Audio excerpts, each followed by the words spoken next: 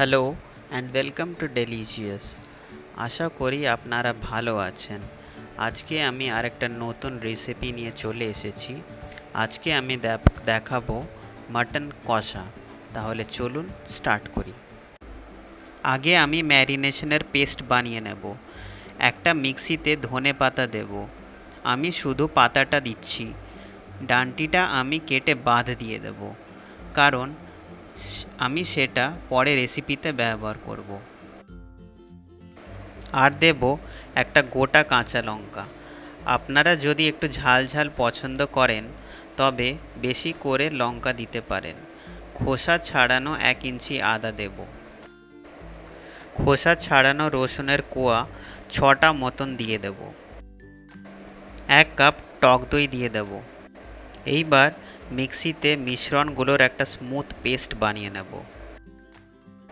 পেস্টটা আমি 500 গ্রাম মাটনে দিয়ে দেব। আন্দাজ মতন নুন দেব। এখানে একটা কথা বলে রাখি, ম্যারিনেশনের সময় আমি যা নুন দেওয়ার দিয়ে দিচ্ছি, যাতে মাংসতে ভালো করে নুনটা ঢুকে যায়। পরে আমি আর রান্নাতে নুন দেব না। হাফ চা চামচ হলুদ গুঁড়ো দেব। 1 চা চামচ কাশ্মীরি লঙ্কা গুঁড়ো দেব রঙের জন্য। একটু বেশি করে আমি দিচ্ছি যাতে রঙটা ভালো আসে। 1 চামচ সর্ষের তেল দেব। কম করেই দিচ্ছি, কারণ মাটনের চর্বি থেকে রান্নার সময় তেল ছাড়বে। আর 1 চা চামচ বিরিয়ানি মশলা দেব। বিরিয়ানি মশলার রেসিপি আমি ডেসক্রিপশন বক্সে দিয়ে রেখেছি, প্লিজ দেখে নেবেন। এইবার সব কিছু ভালো করে মিক্স করে নেব। এইখানে একটা কথা বলে রাখি, মাটন আপনারা মাংস আর হাড় মিক্স করে নেবেন। দোকান থেকে এক্সট্রা 1 পিস চর্বি নিয়ে নিতে পারেন যদি দেখেন পিসে বেশি চর্বি নেই। হাড় আর চর্বি থেকে একটা ভালো টেস্ট আসবে আর রেসিপিটাকে একটা অন্য লেভেলে নিয়ে যাবে।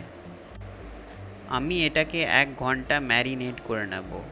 আপনাদের কাছে যদি সময় থাকে তবে 2 ঘন্টা ম্যারিনেট করলে বেশি ভালো হবে।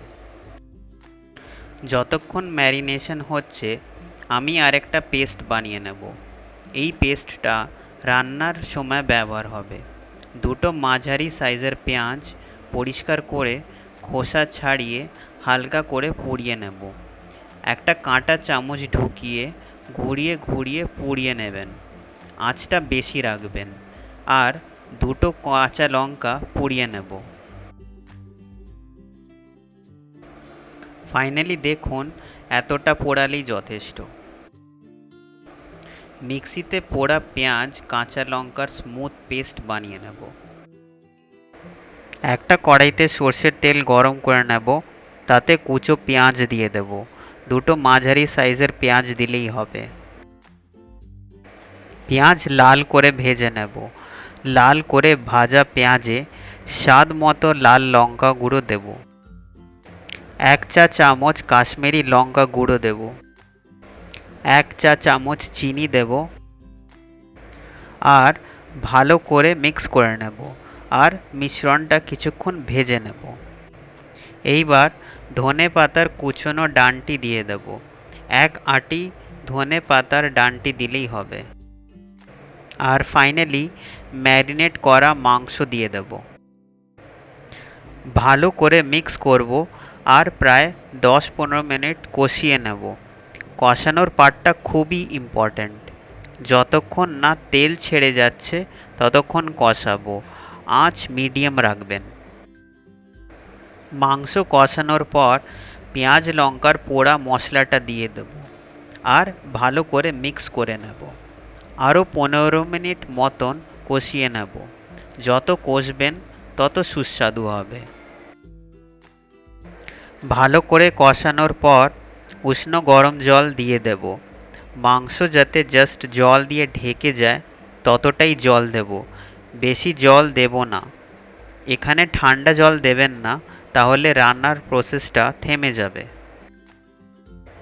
একটা থালা চাপা দিয়ে মাংস সেদ্ধ হতে দেব। মাংস সেদ্ধ হওয়া পর্যন্ত রান্না করব। আঁচ মিডিয়াম লো রাখবেন। 10 মিনিট অন্তর চেক করে নেব। চেক করার সময় একটু মিক্স করে নেব। আবার থালা চাপা দিয়ে মাংস সেদ্ধ হতে দেব। মশলা শুকিয়ে গেলে উষ্ণ গরম জল একটু মিশিয়ে দিতে পারেন। আপনি যদি ঝোল ঝোল রাখতে চান, জল দিয়ে আপনি থিকনেসটা অ্যাডজাস্ট করে নিতে পারেন। তবে যেহেতু এটা কষা রান্না, তাই মাখা মাখা রাখলে ভালো হবে। মাংস সেদ্ধ হয়ে গেলে টেস্ট চেক করে নেব আর গ্যাস অফ করে দেব। ওপর থেকে কুচো ধনে পাতা ছড়িয়ে দিতে পারেন। রান্না এবার রেডি। গরম সার্ভ করবেন। বানিয়ে কমেন্টে অবশ্যই জানাবেন কিরম লাগলো। রান্নাটা ভালো লাগলে প্লিজ লাইক, শেয়ার আর সাবস্ক্রাইব করবেন। ভালো থাকবেন। শেষ পর্যন্ত দেখার জন্য ধন্যবাদ।